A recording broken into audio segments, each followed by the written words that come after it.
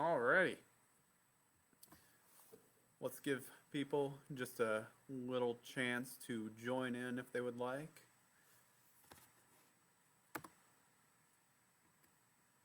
Alrighty, and as always, remember that you can feel free to post anything in the comments, any questions, criticisms, uh, notices, whatever you want to put in there, because remember, you can see me, but I cannot see you. So if you want to ask me anything, feel free to post it in the comments. I see it right on my screen right now, so I will be able to get to those. All right, I see one person's watching. I'm gonna grab a drink of water. Alrighty, so if other people want to join in, they can, but I'll get started. So, welcome. This is Science Explosion at Hudson Public Library, and my name is Zach, and today we're going to talk about teeth. Alrighty, and so if you are wanting to follow along with the experiment yourself, there are a couple things that you'll need. So you probably won't even be surprised anymore at this point that the first thing you'll need is an egg. I know I have used eggs in quite a few of these. They are just easy to find, and I'm guessing a lot of people have them in their homes. I saw two more people join on just now, so I'm talking about the supplies you need. One of them is an egg, and then you will need some drinks of your choice, whether that's juice, tea, coffee, soda, whatever. Get those, and you'll want at least a couple of them so that you can compare and contrast. Alrighty, so we're going to be talking about teeth. So teeth are hard. I'm not going to tap them because don't want to touch my teeth right now, but if you were to tap your own teeth, you would notice that they're hard. And a lot of people think that bones are, or teeth are made out of bones, but they're not. There's something pretty similar to them because they both have calcium in them. But teeth are made out of something called enamel, and it's made out of minerals, and the most important ones in that are going to be calcium and phosphorus. And so that is why I'm having you get some eggs, because eggshells are made up mostly of calcium. As you probably know if you've watched some of these other ones where I've worked with eggs. Alrighty, so your teeth are made up of 99% inorganic substances, and to compare, your bones are made of about 70% inorganic substances. So it's those inorganic things, so those minerals that make your teeth so hard. But today we're going to be talking a little bit about what can mess up your teeth. So without any further ado, let's get started with our experiment. I think this might be a little bit of a short one today, but we'll see. All right, so the first thing you need is your egg. All right, so you're going to want to have at least a few eggs. I'd recommend at least three. So this one is going to be our control egg. And when you're doing an experiment, wow, I can't talk today apparently. When you're doing an experiment, a control is really important. So when a scientist talks about something as being a control in an experiment, it means it's the one they're not changing. So this egg right here is our control. I've had it just sitting in the fridge with the other eggs, but it hasn't been in anything. It's just been sitting in the carton. So it's really important to notice your control matches your other ones. So if you can see on this camera, you might notice something about this egg. This egg is not purely white. Most of the eggs you get at the store are going to be white, or some of them are brown. But the eggs that I get are a variety of different colors because I get them from somebody locally in town. But for this one, I made sure that they were all white with a few speckles on, or off-white with a few speckles on them. It's a very light brown. So you'll notice that it's important to know that this egg didn't start out with being white. All right, so then you're going to want to get some drinks. So I had 4 different drinks here. So I got soda, I just got a Coke. I got coffee. I did coffee with a little bit of a variation. I put sugar in it because I know a lot of people have sugar in their coffee. And then the probably most sugary of all of these, I got a lemonade mix. And I made it a fairly strong lemonade mix too, so that one's going to have quite a bit of sugar in it. So what you're going to want to do is get a glass jar or a bowl. So I've just put my egg in a bowl like this for this one. And then you're going to take your drinks, whatever it is, take your bowl, and then pour it in. So if you want to do one with water, just to see what the difference is, that can also be your control. You're going to want to make sure to keep your control one in the same type of conditions other than the drink as your other one. So I kept this egg in the fridge, and I kept all the other ones in the fridge so that the temperature wouldn't make a difference. You just want to keep things as close to itself as possible.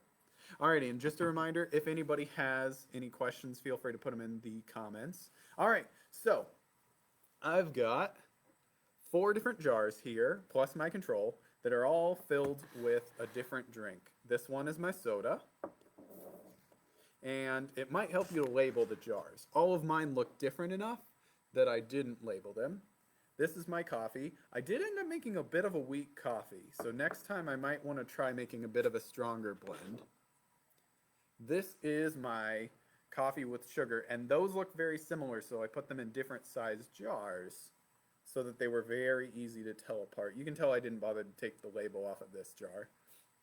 I love glass jars. You can use them for so much. All right, and then the last one I have, and I think this one's going to be the fun one, is in pink lemonade. All right, so you're going to want to pour your drink in and then put your egg in, and you are going to, so this is going to be another longer one, leave them, and I put them in the fridge, but you could leave them out, but no, if you leave them out, definitely don't want to be eating them, especially if you're leaving out for a long time. So I left them in the fridge for 5 hours. And I'm also going to be checking on them again tomorrow and posting a picture to see after 24 hours what they look like. But if you'd like to see what the egg in each of these is, then I will pull them all out so that you can see. Now keep in mind, this has only been 5 hours, and I did this as a fairly short span of time to be able to show you just what it can do in a short amount of time. This is less time than it would be if you were to drink one of these, not brush your teeth, and then go to bed. All right, so let's pull this one out. So remember, this is what our control looks like.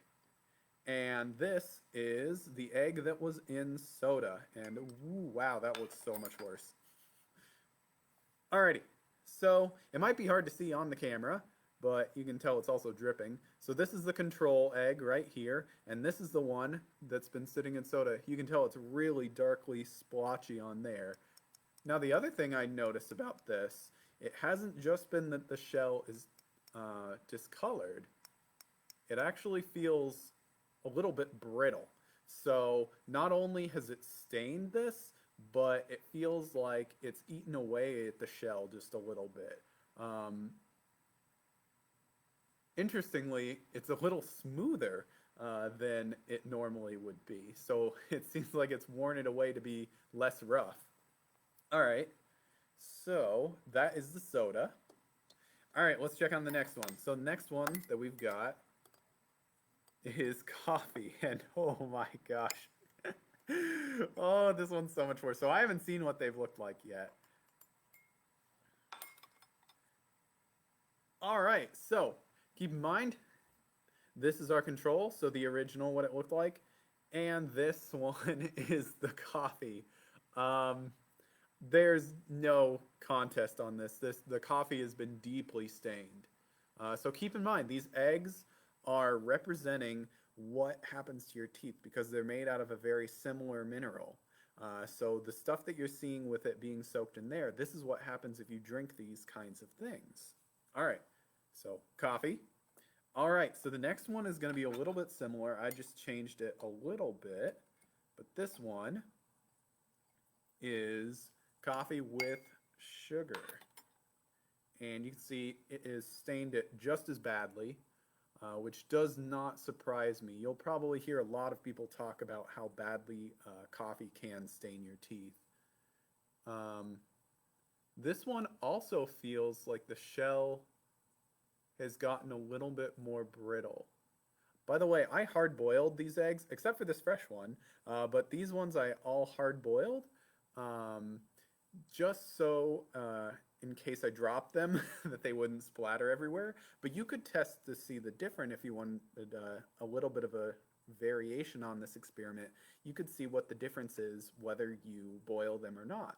So you could have one in soda that was hard boiled and one in soda that wasn't, and see if there's any bit of a difference. That might be something really interesting for you to try. Yeah, I can tell this one feels weak. I can feel when I squeeze it, the shell is breaking easily. It feels thinner. Um, so I'm guessing that the acids in the soda and the coffee have both eaten away at those, but it seems like the sugar has also weakened it. Yeah, I can press on that just barely and it's already cracking. All right, last one. Now I think this is going to be the interesting one to look at too. So remember the original, and this one I put in pink lemonade. All right, now this one's kind of funny. So here's the original, and here's the one from the pink lemonade. It is bright, bright pink, but I want to show you something with that. All right, so you see this bright pink? Look what happens when I run my finger on it. So that hasn't completely stained the egg. It's actually made more of a film that's gone on there, and I am able to get that off of there.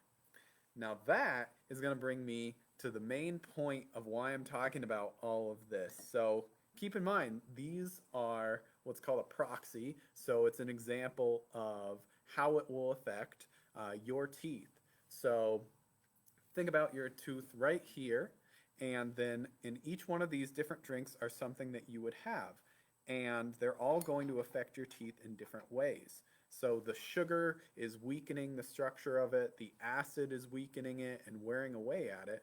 So that is why a lot of times you'll hear people tell you that you need to brush your teeth.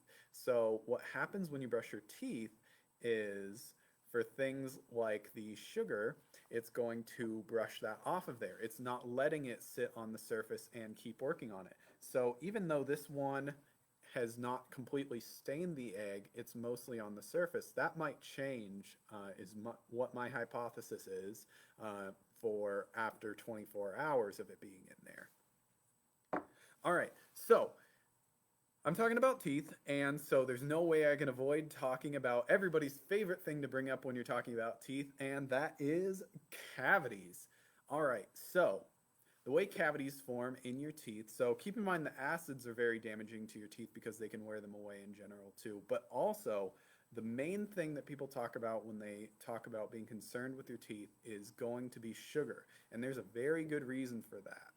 So sugar will stick to your teeth, and it's not the sugar itself that's harming your teeth.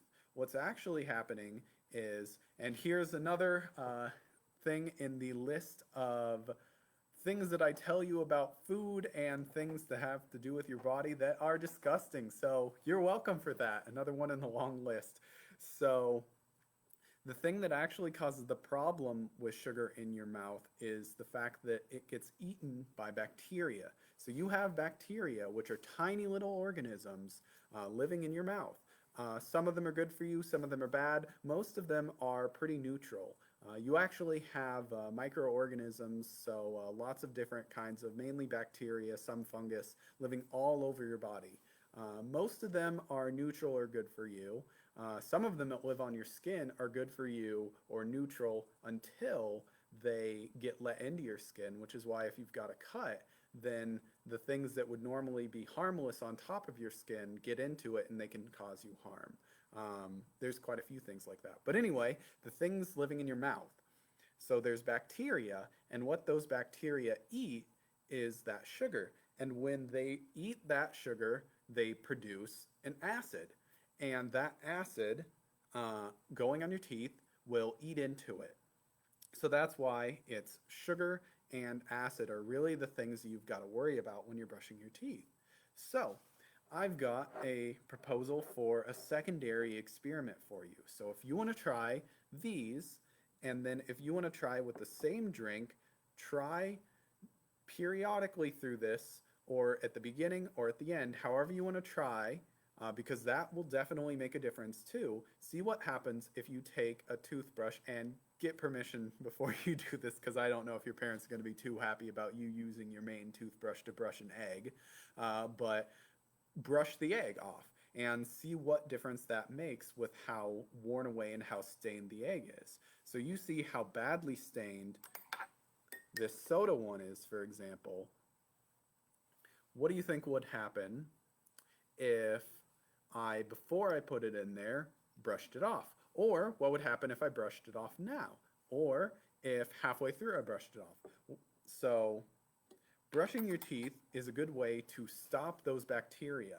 They're going to disrupt their ecosystem. So what that means is that it is stopping them from being able to live on your mouth. It's stopping them from being able to do that.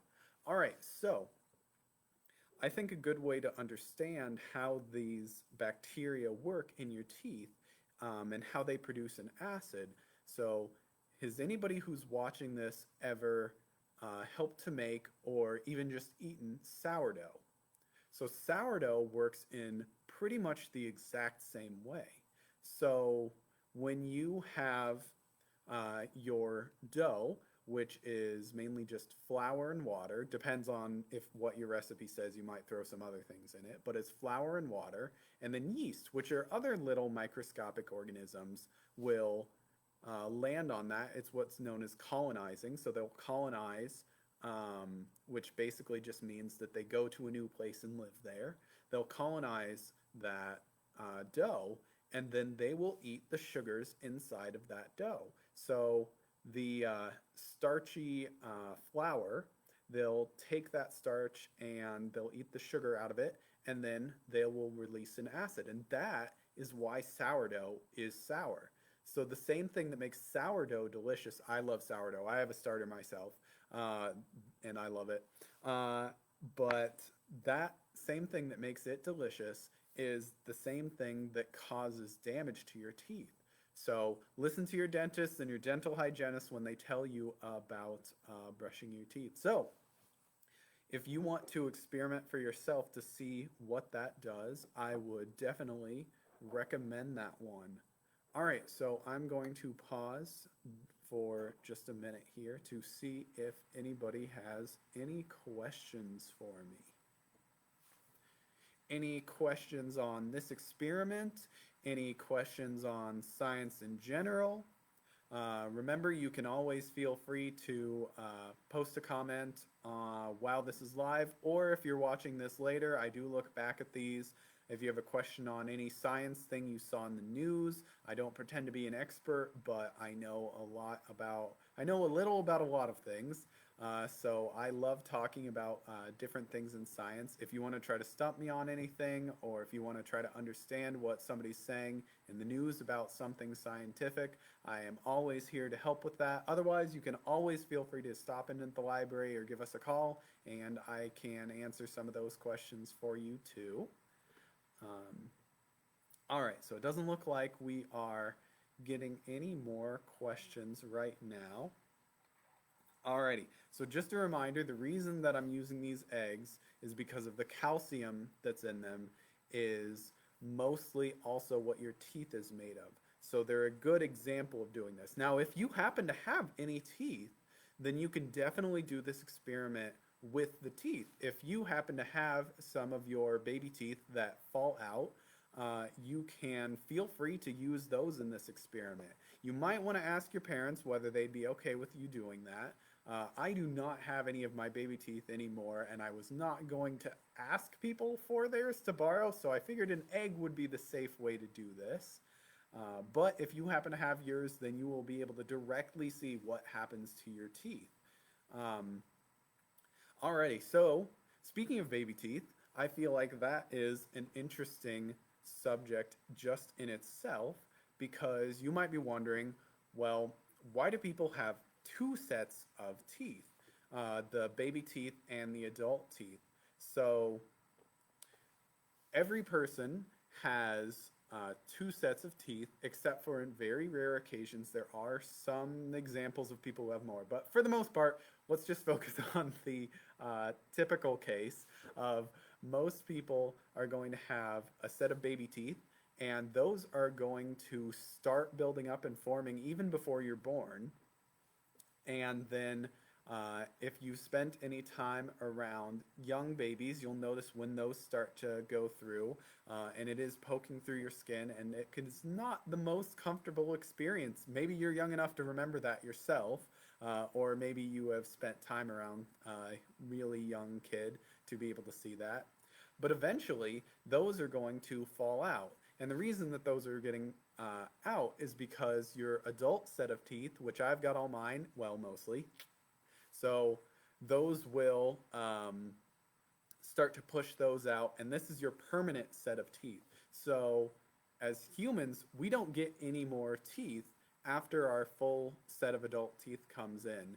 Those are our teeth forever. And so I said mostly for me because, like most American adults, I have had my wisdom teeth pulled out. And those are your teeth in the very back. And those get pulled for most people because they don't actually fit in your jaw. And the reason for that is because our jaws actually used to be bigger. So our teeth, so imagine my face, but my jaw goes out a little bit more. I don't know exactly how much it is, but imagine my jaw going out to there. I'd easily have enough room for that extra set of teeth. But for now, most people have small enough jaws that their full set of teeth doesn't fit, so they have to get them pulled. It is not a fun experience to get your wisdom teeth pulled. It's quite painful, but most people go through it, but not everyone. So I can actually tell you one example. My mother actually has all of her teeth. She never had to get her wisdom teeth pulled out. For some reason or other, all of her teeth fit in her mouth, but most people, they don't. All right, so I was saying that humans have one set of teeth and they're done growing when they, or two sets of teeth, and your adult set is done when it comes in. But that's not necessarily the way it is for all animals. So if you're going to think of an animal that has an almost unlimited ability to produce new teeth, there's always one animal, if you happen to know it. Ooh, there was a fly somewhere around me. There is always one animal that people think of, and that's a shark. So there's a good reason for that. Sharks produce teeth throughout their entire life. So that's actually one of the reasons why you can find shark teeth so easily. It's because shark shark is going to produce a new row of teeth all the time, and they'll push the other teeth out, or those teeth will get broken out while they're getting a meal. Sharks eat much more aggressively than we do. And so they're going to produce teeth throughout their entire life, set after set after set of them. And I actually have a fossilized shark tooth at the library in my fossil set here. If you ever want to see that, feel free to stop by. But if you go to a beach, it's actually not too uncommon to find shark teeth. If not on the beach itself, then a lot of places will sell them. But there's another way that your teeth can grow too. So humans have just the two sets of teeth. Sharks have lots and lots and lots of teeth. But if you see something like a rodent, so think of a mouse or a rat, and I know some people are probably going to want to tune out right when I mention those words because I know a lot of people don't like the mice and rats, but hear me out. This is pretty interesting. So rodents like mice and rats, you might wonder why their front teeth are so long if you've ever seen them. And there's a very good reason for that. It's because their teeth continuously grow throughout their whole lives. So they just keep getting longer and longer. And they do that because mice and rats, other rodents, the way they eat and the way that they use their mouths is gnawing. So they gnaw through a lot of tough foods to get to them, like gnawing through seeds, but they'll also gnaw through things like logs or walls. So they use their teeth as a tool. So they have teeth that will grow throughout their whole lives. But when they're out in the wild, their teeth actually stay at a pretty manageable length because they're using them all the time. But if you've ever seen a mouse in captivity, um, and this is actually very important, if you have a mouse as a pet, then it's important to give it things to chew on. And a lot of times they'll just give at a pet store very chewy types of food for it to be able to gnaw on, but you'll also have things for it to do, because if you give a mouse only soft food and it has nothing to gnaw on, its teeth are going to get extremely long. And you can do a search for this online. It's a little bit creepy, so just be forewarned if you do that. But their teeth can get very long. So imagine if my teeth went all the way from here down past my lower lip, all the way down past my chin. So that's about the scale that their teeth can go at. Alrighty, so keep in mind there's different ways teeth can be, but we are, for now at least, stuck with just our plain old adult set of teeth. There are ways we can get around that with technology. You probably have met many people with dental fillings, with false teeth, and some people with an entire new set of teeth, just dentures. So those are all artificial. And it is also important, even though those are not your real teeth, to take care of them. And that's why you'll see that people have special products just for taking care of dentures. All right, so you might notice that in something like a shark, their teeth look pretty much the same throughout the whole mouth. They're all just jagged and sharp. You might notice the same thing in a cat or a dog. They have very sharp teeth. So that's because your teeth are built very specifically for the type of food you eat. And in fact, if you see an animal, whether it's a live one or a skeleton or a fossil, you can pretty much tell what kind of food it ate just by what its teeth look like. So a shark is a carnivore, and you could tell that even if you didn't know anything about its diet by looking at its teeth. It has sharp teeth. But I can tell you a little bit better than that even. So if you'll notice the difference between a shark tooth and a dog's tooth. So they're both very sharp and pointed for getting meat, but a shark's tooth is jagged while a dog's tooth is smooth. And that's because a dog is going to hunt land animals while a shark is going to hunt fish and other sea creatures. So if you notice anything, so it's a oh, what's it called? Pescivore? I might be saying the wrong word. So a carnivore eats meat, an herbivore eats veggies, but there's lots of other words besides those. So a detrivore is probably my favorite. So that's things like millipedes and centipedes, a lot of the little kind of creepy crawly bugs that if you turn over a log, most of those are going to be detrivores. And what that means is that they eat things that are deteriorating. But anyway, let's get back to the teeth of that. So shark's teeth are going to be jagged to be able to get those. But you might also, one of my favorite types of teeth are going to be the things that catch fish from the surface, because there's a couple different ways that things do that. They can either have a bill, or you can think something like a pelican, where they just have a pouch and they scoop it up. But a lot of things will have very, very sharp needle-like teeth, and that's for catching fish. That tends to be for somewhat smaller fish. But then you've got something like a dog. It's got that sharp, smooth tooth for eating land animals. But then you've got something like, let's think of a dinosaur. If you've ever seen a brontosaurus tooth, they are flat like our back teeth, and that's because they're good for chewing veggies and crushing those down. So that's a few different type of teeth. Also, a really interesting one is teeth like whales have. So if you ever get the chance to see those, they're a little bizarre looking because it looks sort of like a grill on the front of a car. And that's because they're filter feeders. They take a big gulp and then push the water out and then keep the food inside. That would be interesting if we were filter feeders. I feel like it'd make our mouths look very different. But there's a few different animals. If you want to do an image search for a filter feeder teeth, then you're going to find some really cool things. All right, so you might be thinking I've talked about a few different kinds of teeth. What about our teeth? Because we have a lot of different kind of teeth. So you've got flat teeth in the back, and then you've got these ones here, which are actually called canines, and so that's named after the Latin for dog. So that is, and I actually think, and I'll get to this, our front teeth are the most interesting ones we have.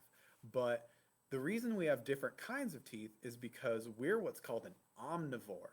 And I love talking about omnivores. So, omnivore, remember, a carnivore eats meat, an herbivore eats veggies, an omnivore eats everything. So, omni meaning all. Um, and so an omnivore has different kind of teeth. They're not all the same like they are in a lot of other animals. So our back teeth are because we do eat a lot of veggies. So they're for crushing and grinding. That's why they're flat. And so they're good for eating lots of leafy greens, lots of root vegetables, things like that. And our sharp teeth up here are for when we eat meat because we also eat a lot of meat. You might not yourself. If you are a vegetarian, then that's all right. But historically, that is what we have eaten.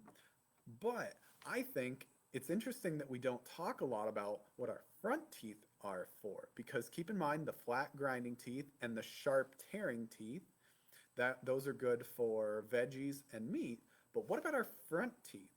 So I want you to really think about the way that your front teeth are shaped because they are very different than the rest of your teeth. So you'll notice that they're kind of pointed, but they're also long. And if you really take a notice of this, you should notice something else about them. So I'm going to let you think about that just a little bit. So think especially of your front teeth on the top. So run your tongue along that, side to side, and also top to bottom. And I think you'll notice something about them that's different than your other teeth. All right, so your back teeth are just these grinding things. Your front ones are your fangs, pretty much, or your front side ones. And then, and I know there's names for all these, but I'm not going to go through those. I'll let your dentist, dental hygienist go through all of the technical names for them. All right, so you might have noticed that your frontmost teeth are curved. They're like a scoop. So they are sort of like this going in front. They're curved outwards. Not quite that much, but they are curved. And the reason for that is that what your front teeth are really good at is eating fruit. So we don't talk about this much, but fruit is a really important part of a lot of diets. And the way that you bite into a piece of fruit, so pay attention the next time that you bite into any different foods and notice how you chew them. But the piece of fruit, you'll also chew them once you get the bite with your back teeth. But at first, you're going to use your scoop front teeth to get a big bite out of that. So I just think it's interesting that people a lot of times don't pay much attention to your front teeth, even though those are the ones everybody's going to see. But those are your scooping teeth. They're really good for eating fruit. All right, so that is all that I've got for you today. I know this was a little bit of a shorter one today, but thank you very much for joining me. Feel free to post any comments, any questions that you have. I will look back on this. And so, my name is Zach. I am coming at you from Hudson Public Library in Hudson, Iowa. And this is Science Explosion. And next week, we are going to be talking about sound and making a homemade guitar. I will be out next week, but I will be having Julie cover for me. So we will have a lot of fun with that. And then I'll be back again the week after that to talk about DNA. Alrighty, so thank you very much for joining me, everyone, and I will see you next time.